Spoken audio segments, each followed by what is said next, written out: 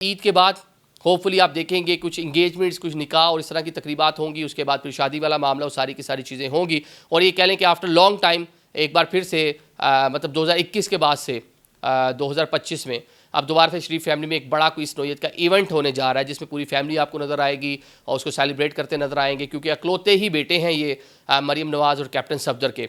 अब दोबारा से उनकी शादी हो रही है। जब माजी में इनकी सेपरेशन हुई थी तो बड़ा ये जेंटलमैन तरीके से इन्होंने उस सारी सूरत हाल में एक्ट किया था। इन्होंने कहा जी मेरी निजी ज़िंदगी है, इंस्टा पे जिनका पैगाम था, और बिल्कुल सेपरेशन हुई है, मैं उसकी तस्दीक करता हूँ।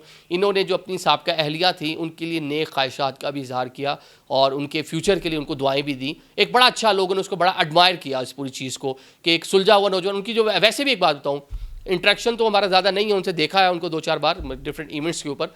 जो सुना है उनके बारे में वो यही है कि बड़ा एक हम्बल किस्म का नौजवान है, बड़ा अपराइट किस्म का नौजवान है, सुलझा हुआ नौजवान कह लें।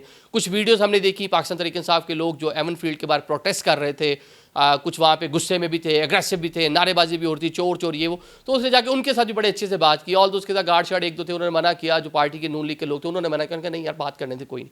तो एक अच्छा मुस्बत तासुर उनके बारे में अभी तक तो पाया जाता है।